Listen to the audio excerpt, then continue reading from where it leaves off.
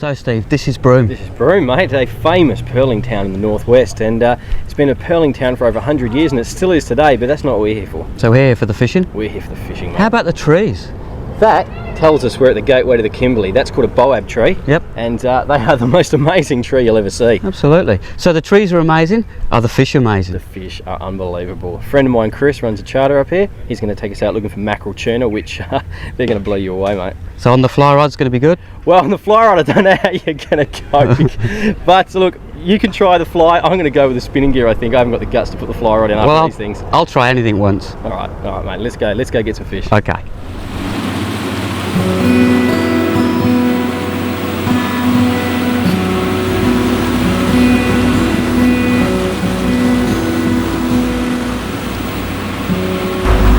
Now this is the burley we're going to use. Basically it's fish. If a good chef saw this and he was going to put it in some soup, probably cost about $80. All right, but they're just going to throw it in the big pond, in the big bowl of soup. Let's see if we can get some fish in that one. Now we've just spotted some birds working.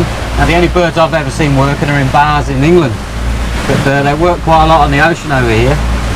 So what does that mean? Oh, they're probably chasing mac tuna or long-tailed tuna, which are further on the smaller white bait that are down there. And they usually travel in schools together, intermingle. Sure enough, if there was a weird fish anywhere in the area, Marshy would find it. A remora on fly. Just stick an onion in his guts and wrap him up in L4, mate. Ooh, beautiful. Can you touch them? Yeah. Can you touch them? Yeah, you can touch them, mate. Just watch those suckers. They'll stuck onto your hand, mate, and they'll suck all the blood out of you. Oh yeah, great. Out of your guts in about 3 minutes. Don't worry, Cooler, they get bigger than that up here. As much fun as a remora is, a school of mackerel tuna was working nearby and soon got our attention, so Marshy wanted one of those on the fly rod. There's the tuna. This is the fly. Let's get one. As mac tuna rarely turn when feeding, you have to put a fly or lure right into their path.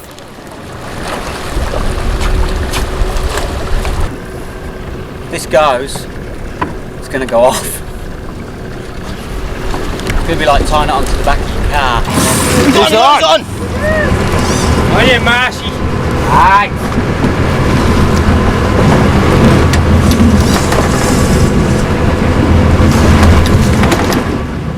Between me and him now, I've got a bit of fly line and I'm trying to keep it on the reel. Now you can see I'm putting my rod in the water because he's just there, and if I don't it will snap. And there goes my fly line now. Okay, he's on the backing now. I've got three colours of backing. That'll tell me I've got 350 yards. That'll tell me if he takes all the orange, I'm alright. If he takes the yellow, I'm alright. If he takes the white, I start to panic because I ain't got much left. Now with a fish like this, try to get back some fly line if you can. Now this is going to hurt tomorrow.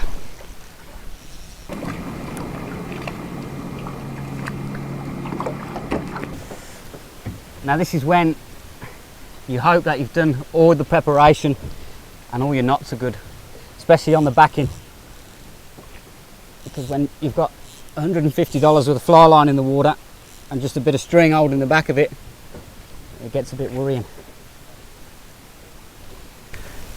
Now with your fly rod, for trout we tend to keep it like this, pretty high, because it's not that much of a deep water situation. But with this, keep the rod nice in the stomach and just hold on,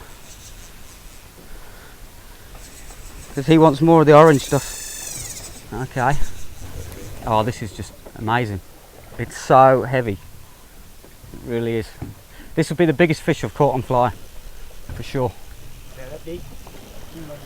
Yeah. Here's my fly line coming back. Come on. Here it comes. Yeah. Now if I got fly line back, that means I've only got 30 yards to go. And there it is on the reel. Couple of turns, that's fine. Sweet cool fishing, bloke. Beautiful, mate. Let's get his brother. No, he's gone. He's going. Now, just so I can get some fly line back on the rod. Please. Now I've come up to the pointy end because he's just took off again. This sort of Fair, curly. oh, is it? See, I'm obviously a boat person. After a battle that tired both man and fish, Ian was finally getting the upper hand and walked to the back of the boat for Bruce to land the tuna. You can see the distinctive stripes of the mackerel tuna that run along the top of their body. These fish are the predominant tuna species of the north of Western Australia, but are poor eating, so should be returned. Okay, that's just like a smelt pattern. Just dead simple tie, bit of white, bit of blue and a bit of flash. He loved that. Now I'm going to let this one go. Go and tell all your mates. Hopefully we'll get some big ones. Now this is fly fishing in the Kimberleys. I've never done anything like this in my life before. Trout don't run that hard, I don't care how big they are. This is fantastic. Thanks, mate. Appreciate that. Well done, matey. Thanks, mate. He's got a lot of patience. This is Samara 3 in the Kimberleys. Fantastic.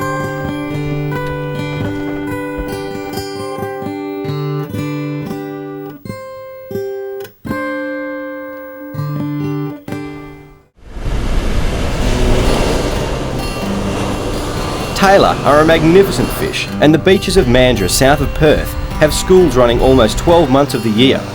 It had been a while since I've been here, but luckily I was with Bruce Redding from Gone Fishing Beach Safaris, who fishes this area at least twice a week. Well, Bruce, it's tailor time. Why don't you show everyone the rig that you like to use? Right, I use 3/0 hooks gang together, nice little length of line.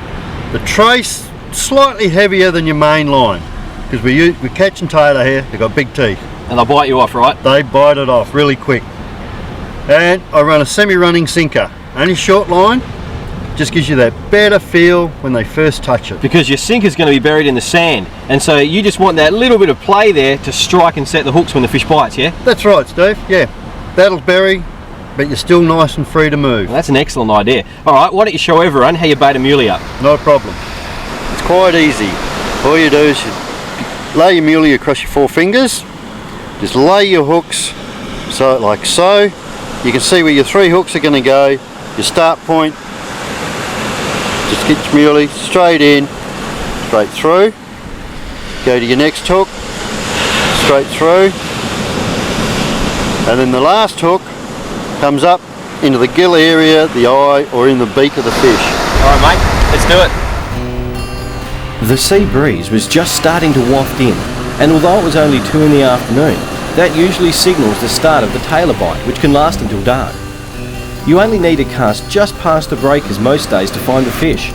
That's because tailor normally feed on the small whiting that live in